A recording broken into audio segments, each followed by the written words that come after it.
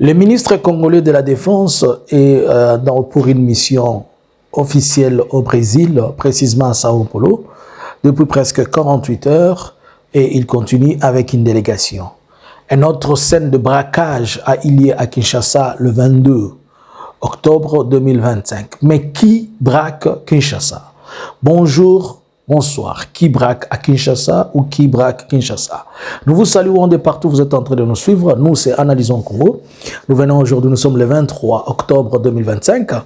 Merci à tout le monde qui ne cessait de nous suivre. Aujourd'hui, nous commençons l'objectif 100K sur YouTube. Alors, l'objectif, c'est de faire 100K. Chaque jour, vous qui regardez, moi et vous, même si vous êtes abonnés, nous avons tous l'obligation de faire abonner une autre personne pour rendre la communauté grande. Alors, abonne-toi, active la cloche de notification, partage.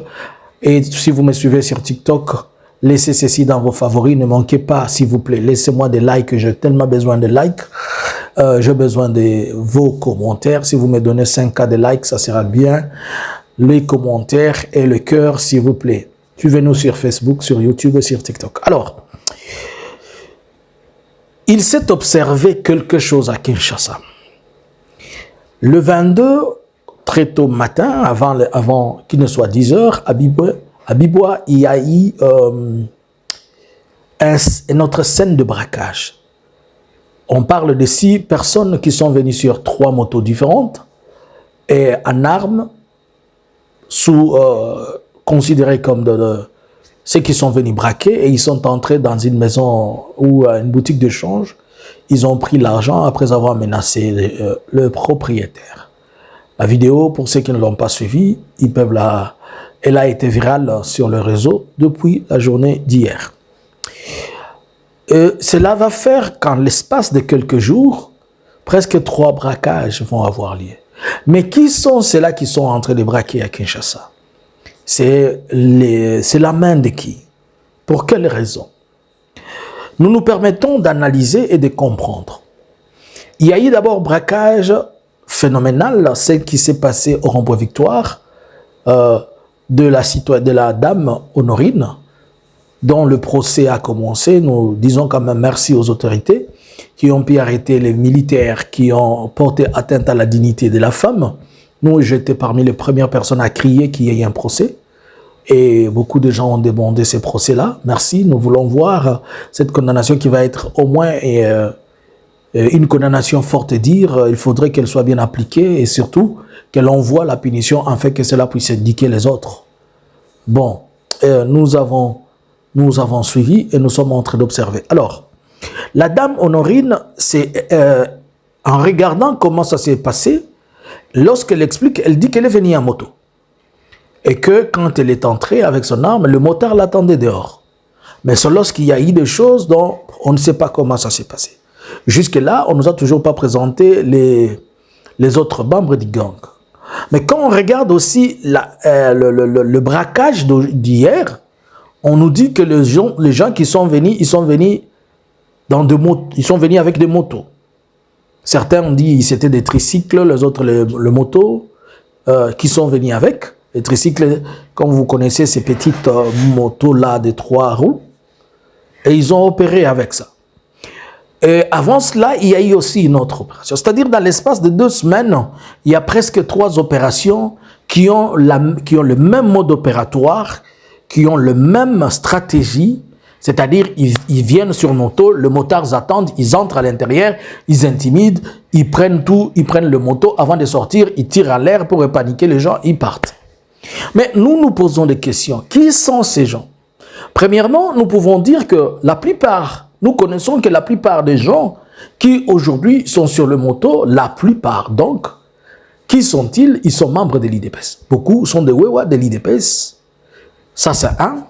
De 2, le porteur d'armes aussi à Kinshasa, les civils, ce sont les membres des Forces du Progrès et les Kuluna, dont l'UDPS a aussi rendu officiel à l'ère du survivant ces instruments pour devenir maîtres.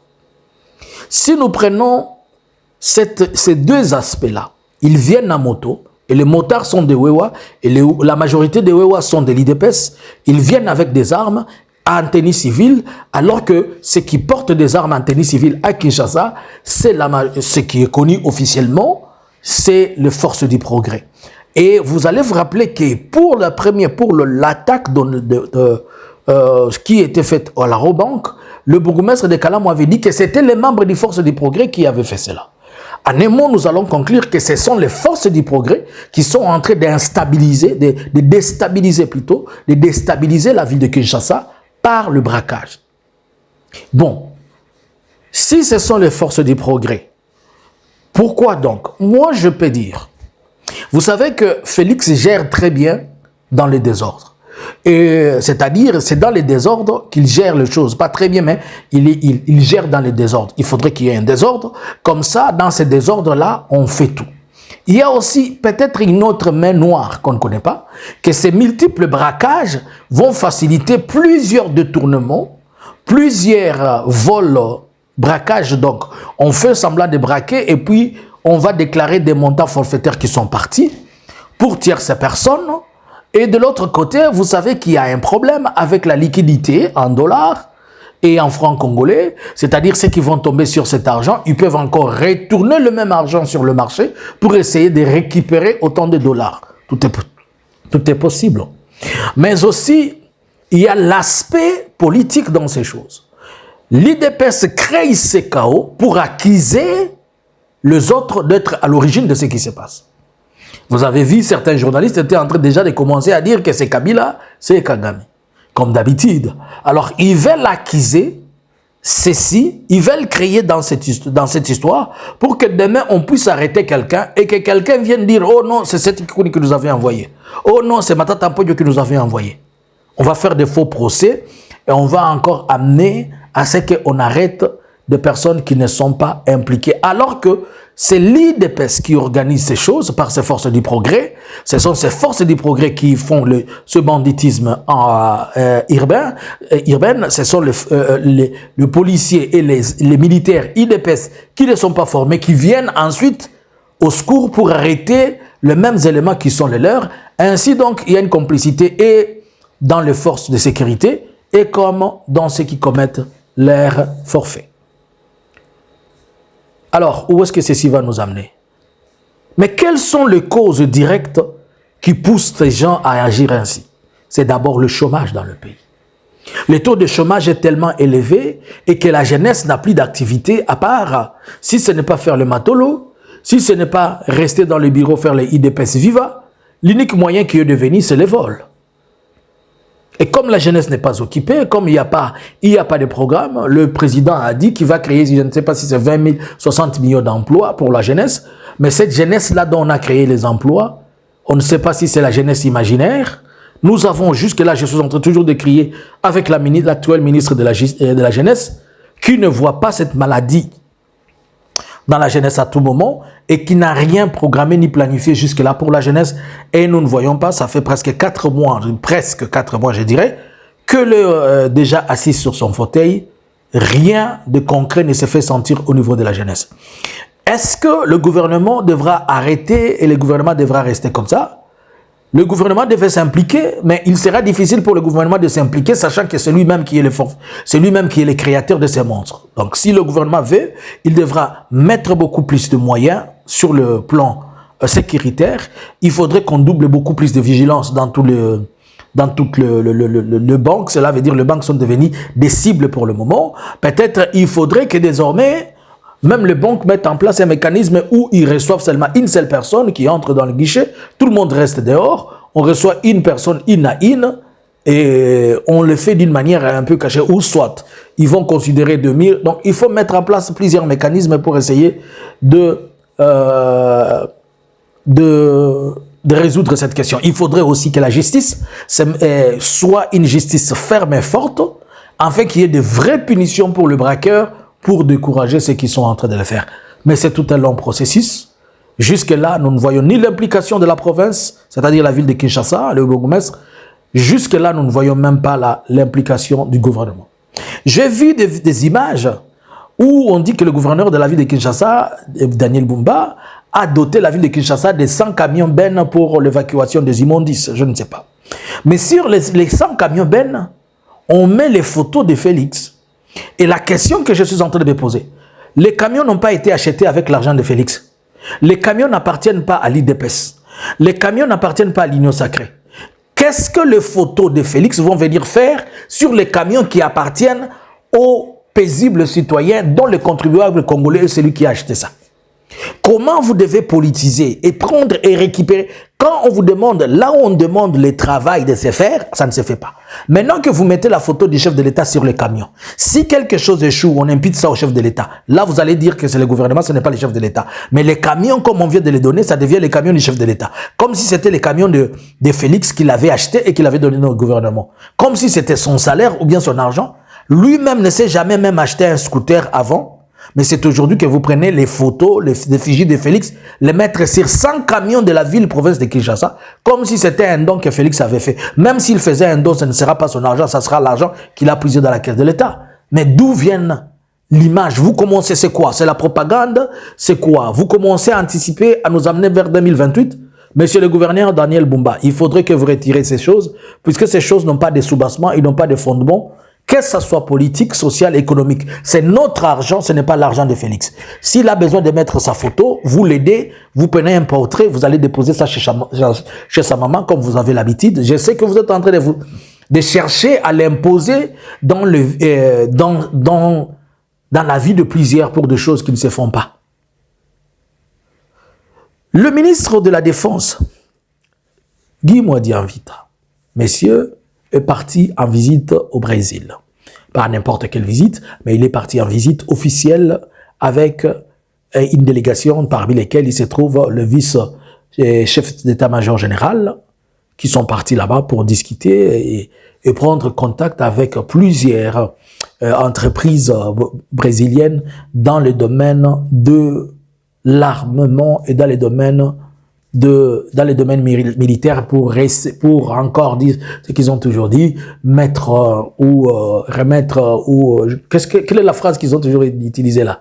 La montée en puissance de la FARDC. Nous la voyons, c'est maintenant les Wazalendo qui sont montés en puissance plus que les FARDC. Et hier, le 22, il était déjà en visite, et le 21 plutôt, il a visité certaines entreprises comme Embraer pour voir leur équipement aéronautique et autre chose, et une présentation les a été faite. Bon, analysons un peu la chose. La République démocratique du Congo, est-ce qu'on peut parler doucement? La République démocratique du Congo, après avoir fait un voyage en Argentine, aux Uruguay, et le voilà au Brésil. Il a conquis l'Amérique latine. Rappelez-vous aussi qu'Anthony c'était au Colombie, je pense, avec Maduros, si je ne me trompe pas. Ça fait 4 pays de l'Amérique latine dont le gouvernement congolais est parti visiter et solliciter leur appui militaire, coopération militaire. Mais toute la question que je me pose, Félix est parti en Chine 2 fois. Il est parti au Kazakhstan 1 fois.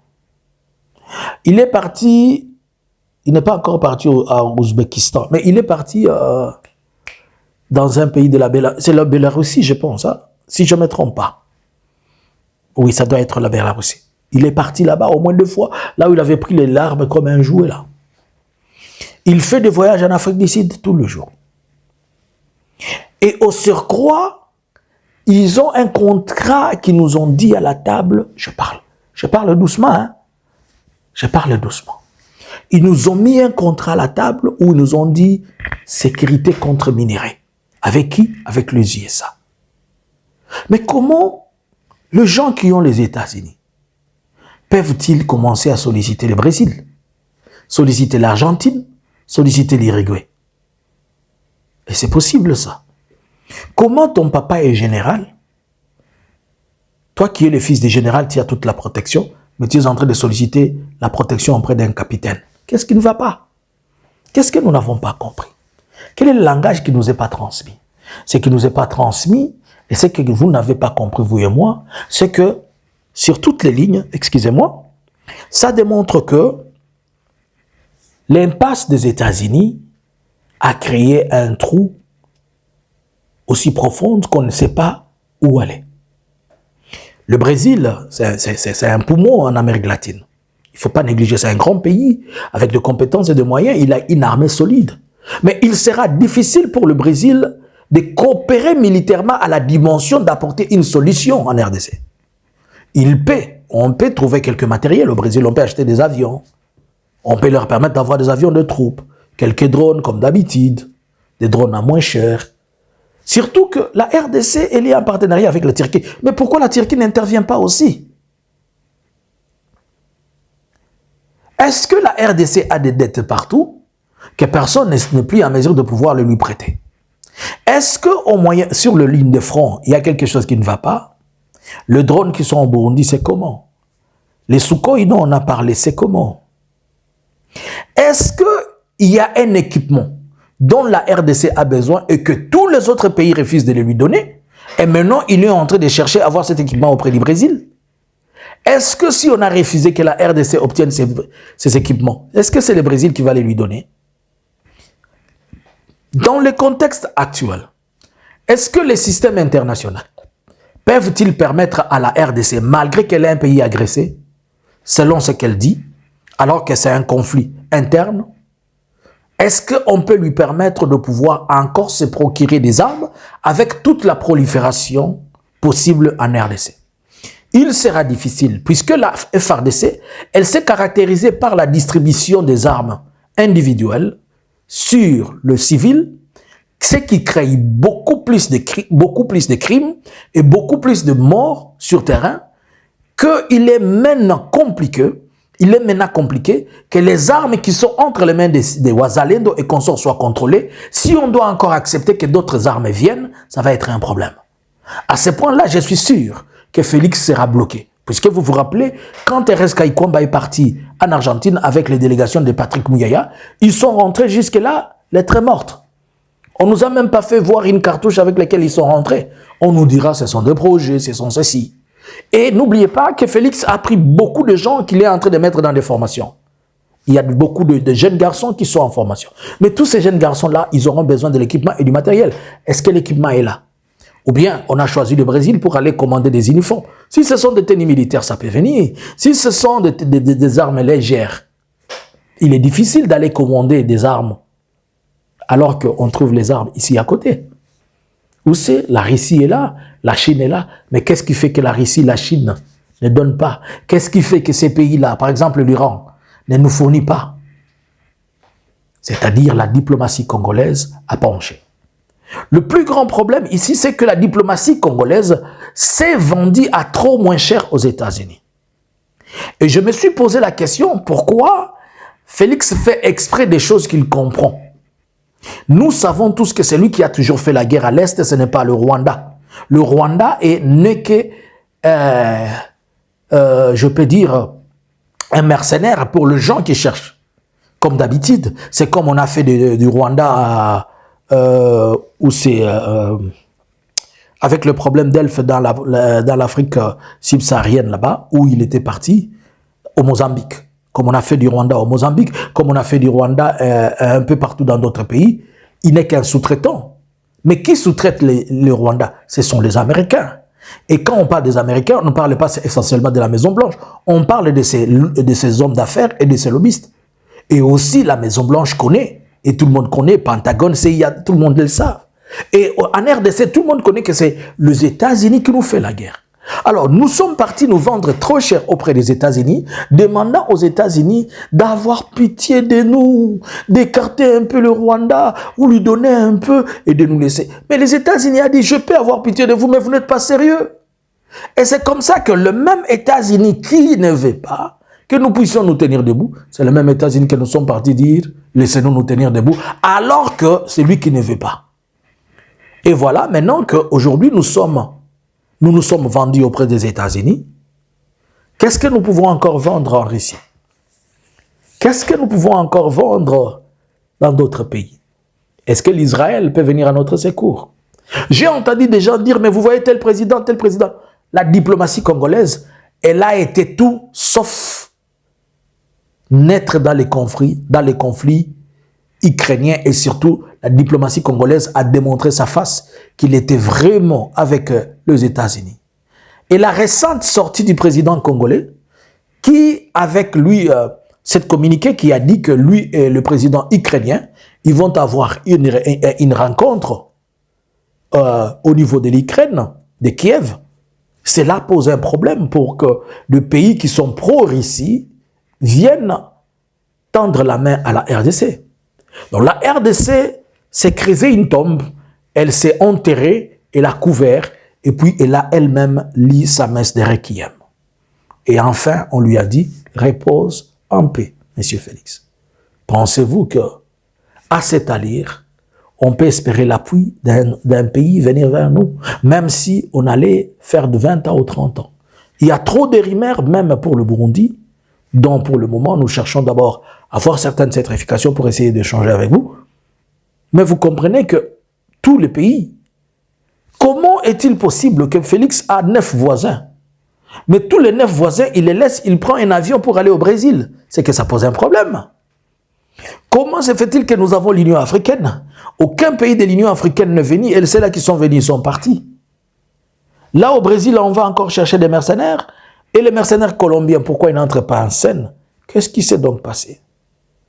Est-ce que vous pouvez vérifier avec moi où se trouve la faille? Et vous mettez la faille dans les commentaires. À vous les claviers. C'était pour vous, Analysons Congo. Nous allons revenir avec d'autres analyses. Est-ce que je peux dire que Dieu vous bénisse? Merci à vous tous. Likez, partagez et restez connectés avec nous. Analysons Congo. Objectif 100K sur YouTube. C'est toi que je demande de nous aider à faire cela. Merci. Et objectif 1 million d'abonnés sur TikTok. Ne manquez pas aussi de nous suivre sur Facebook. Allez aimer notre page sur Facebook. Est-ce que vous pouvez nous aider? Nous voulons booster notre Facebook. Il n'a même pas encore 5K.